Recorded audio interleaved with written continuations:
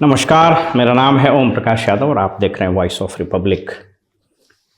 राजनीति में चटुकारिता कोई नई बात नहीं है, लेकिन कभी कभी यह इतना विस्तृत, इतना बृहत, इतना नग्न और भद्दा हो जाता है कि उस पर न तो हंसते बनता है न तो रोते बनता है। समझ में नहीं आता है कि इस पर कौन सा रुख अख्तियार किया जाए। नीतीश कुमार जी को बिहार का गांधी बताने वाले एक उन्हीं के कैबिनेट के मंत्री श्री अशोक चौधरी जी और उनकी पुत्री जो पैराशूट होकर के समस्तीपुर से एमपी बन गई, उन दोनों ने कोई किताब लिखी है, बिहार के गांधी नीतीश कुमार। इस चित्र को देख करके आपको लगेगा कि इसमें कौन कौन लोग थे। स्वयं बिहार के गवर्नर, विधानसभा के अध्यक्ष, इन्हीं के कैबिनेट के उप मुख्यमंत्री, एक विश्वविद्यालय के कुलपति और दो फिल्म स्टार, एक फिल्म स्टार और एक गायक। अब ये बात नहीं समझ में आ रही कि उस फिल्म स्टार को क्यों बुलाया गया। और एक और नेता जो एक बार नीतीश कुमार का बिहार का दूसरा गांधी कह करके एक पोस्टर निकाला था। अब इस विषय पर क्या विवेचना किया जाए, यह मैं आज सोच रहा था तो समझ में नहीं आ रहा था। मध्यकालीन भारत में, प्राचीन भारत में भी राजा और सम्राट और सुल्तान के हुजूर में पेश किए जाते थे शेर, मुशायरा होता था। कवि लोग, गायक लोग, कभी को उसको भाट भी बोला जाता है, वो भाटगिरी करते थे और एक से एक गुणगान होता था। कोई राजा को सूर्य से, कोई राजा को चंद्रमा से, कोई राजा को इंद्र से, कोई राजा को दशरथ से, आदि आदि नामों से विभूषित करते रहते थे। कुछ राजाओं की वीरता के बखान करते करते वो जो कवि थे, राजकवि, वह सभी हदें पार कर जाते थे।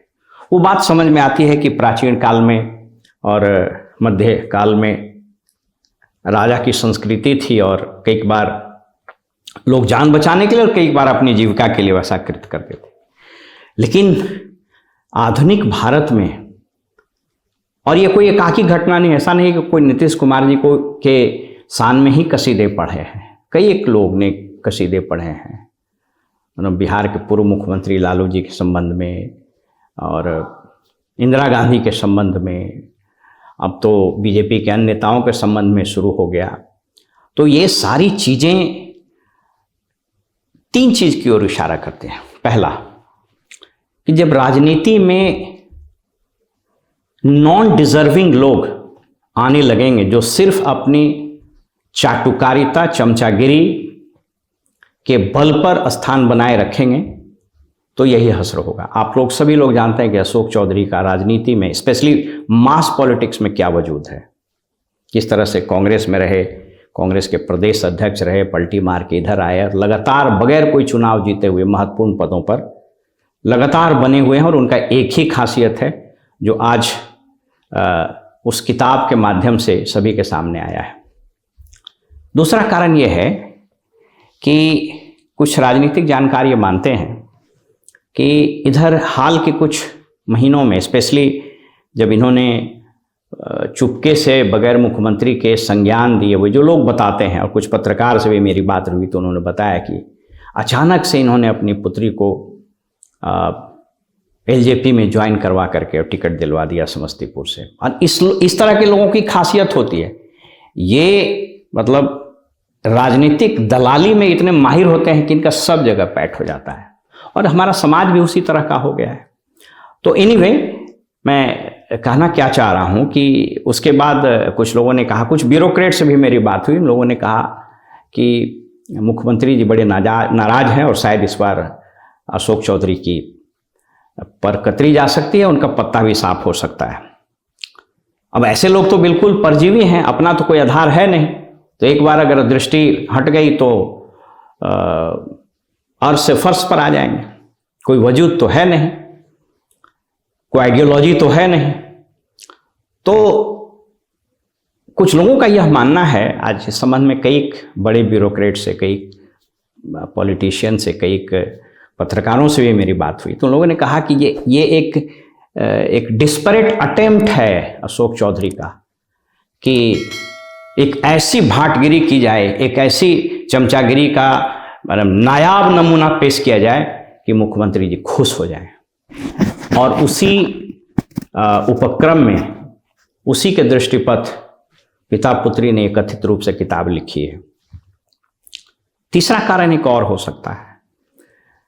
आज के तारीख में नीतीश कुमार जी की जो स्थिति है, उनके स्वास्थ्य के बारे में, उनकी उपलब्धता के बारे में, उनके निर्णय लेने की क्षमता के बारे में, तो ऐसा अक्सर होता है कि आप जब पुराने इतिहास को पढ़िएगा, मध्यकालीन या प्राचीन इतिहास को पढ़िएगा, इवन आधुनिक इतिहास में भी जब आप पढ़ेंगे तो पाएंगे कि जब राजा कमज़ोर होता है या राजा निर्णय लेने की स्थिति में नहीं होता है, तो जो एक वैक्यूम क्रिएट होता है, जो एक शून्य पैदा होता है, उस शून्य को पैदा होने की स्थिति में उनके चारों ओर जो लोग रहते हैं, कोटियर्स होते हैं, जो दरबारी होते हैं, उनमें होड़ लग जाती है।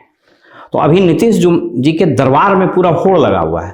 प्रशासनिक होड़ भी लगा हुआ है कि प्रशासनिक रूप से कौन उसके नज़दीक सटे और फिर सत्ता का मलाई चाटे, और राजनीतिक रूप से भी, चूंकि एक इनके नीतीश जी के चहेते कि उन्होंने दिल्ली भेज दी, जो बीजेपी के साथ हॉबनॉबिंग और बाकी चीज करेगा।